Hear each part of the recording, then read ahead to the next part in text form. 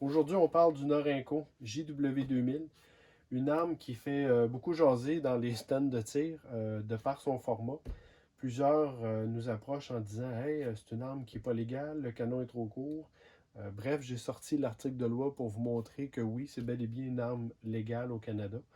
Et on va regarder également un court vidéo sur la manipulation de cette arme-là, son fonctionnement, comment démonter l'arme pour bien la nettoyer. Et je vous souhaite beaucoup de plaisir. Évidemment, avant de manipuler une arme, toujours bon de s'assurer qu'elle est déchargée. Donc ici, effectivement, il n'y a rien dans les canons. Donc on peut manipuler l'arme de façon sécuritaire. Ce que j'aime de ces types d'armes-là, c'est qu'ils ont non seulement les deux chiens à l'extérieur, ça apporte rien de plus, mais au niveau du look, je trouve ça bien. Mais elle a aussi deux gâchettes. Il y a des 12 qui sont superposées, qui ont juste une gâchette. Donc à ce moment-là, le fait de tirer la première balle va automatiquement engager la gâchette pour le deuxième canon. Alors qu'ici, on peut vraiment choisir quel canon on a à tirer. Le canon de droite est toujours tiré avec la gâchette qui est en avant de l'arme et le canon de gauche toujours avec la gâchette qui est en arrière de l'arme. Je vais mettre en lien l'article de loi que je me suis fié pour déterminer que c'est une arme qui était légale. Dans la section des armes prohibées, ça dit sont incluses dans cette classe. Là, on parle des armes de poing. Ensuite, on parle des armes à feu qui seraient sciées, coupées ou modifiées de façon que la longueur du canon soit inférieure à 457 mm ou 18 pouces. Bon, si on regarde ici, j'ai pas le 18 pouces, mais ce qui est important dans cette phrase-là, c'est que ce n'est pas une arme à feu qui aurait été sciée, coupée ou modifiée. C'est une arme à feu qui a été achetée comme ça. L'autre point qui est important dans ce paragraphe-là, c'est le fameux ou. Ce que ça dit, c'est ou de façon que la longueur totale de l'arme soit inférieure à 660 mm ou 26 pouces. Donc, quand on regarde la longueur totale de l'arme ici, on est presque à 30 pouces. Là, en fait, on est à 29 pouces 3 quarts. Donc, c'est une arme à feu qui n'entre pas dans la catégorie des armes à feu prohibées parce qu'elle n'a pas été modifiée. C'est une arme à feu qui a été achetée comme ça. Et c'est une arme à feu dont la longueur totale est supérieure aux 26 pouces qui est recommandée pour ce type d'arme-là. C'est une arme qu'on peut appeler aussi de type coach gun. Pourquoi? Si je me fie à Wikipédia, le nom coach gun, dans le fond, il vient de l'époque où les fusils de chasse comme ça étaient souvent sciés en gardant la crosse intacte pour avoir une bonne manipulation. C'est une arme que les cochers utilisaient souvent là, dans les diligences pour être capables de défendre leurs marchandises ou leurs passagers. C'est de là que vient le nom Coach Gun. Bon, le plus gros défaut de cette arme-là, ben, c'est la compagnie qui l'a fabriquée. En fait, la compagnie Norinco, Made in China, c'est malheureusement du chinois. Donc, on sait que les qualités de métaux qui sont utilisés, c'est probablement pas la même chose que les armuriers euh, dans d'autres pays.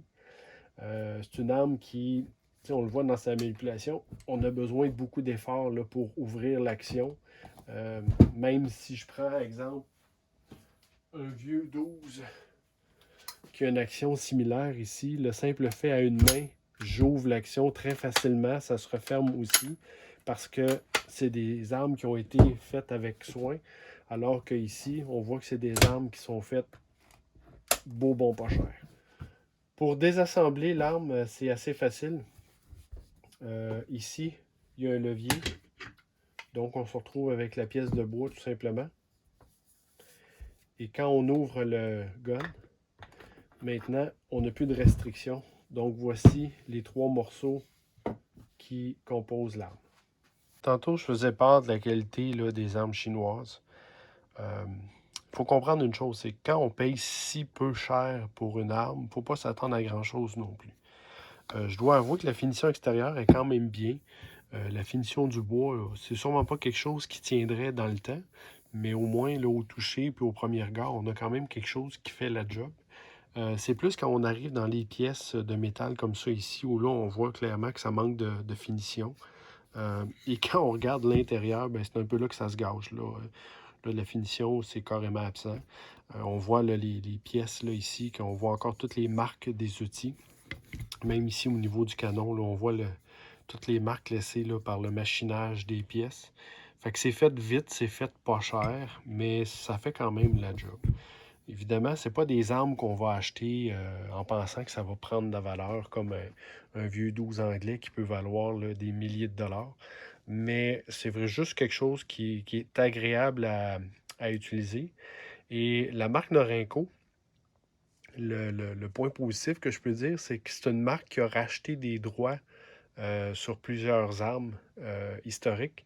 Bon, on s'entend, là, c'est pas la même chose, mais c'est quand même agréable pour nous de pouvoir mettre la main sur une copie de ce qui a été un 12 qui a fait la Première Guerre mondiale dans les tranchées, qui a été une arme bannie pour la Deuxième Guerre mondiale parce qu'elle était trop efficace. Quand vient le temps de nettoyer ces armes-là, c'est vraiment facile parce que comme on peut voir, le fait que ça se démonte entièrement, peu importe la longueur du canon, ben, on est capable de bien travailler avec ces armes-là. Il n'y a pas beaucoup de choses à défaire au niveau de l'action ici. Ça se nettoie relativement facilement. Juste un peu de lubrification, mais on voit là, la finition que je vous parlais tantôt ici, là, qui est quand même maganée à force d'ouvrir et de fermer. Mais sinon, c'est assez simple à entretenir. Je vous présente la vidéo quand on est allé au club de tir avec ce 12-là. Vous allez voir, je vous présente une fois à pleine vitesse. On a vraiment l'impression que c'est un coup qui part. Sauf qu'en réalité, vous allez voir en ralenti, là, il y a vraiment les deux coups que j'ai tirés en même temps. C'est un des plaisirs qu'on peut avoir avec un 12 qui a deux gâchettes, c'est qu'on peut tirer les deux en même temps pour avoir la double poussée. Je vous conseille pas nécessairement de faire ça tout le temps, mais une fois de temps en temps, c'est vraiment le fun. Y aller les deux en même temps. OK? Ouais.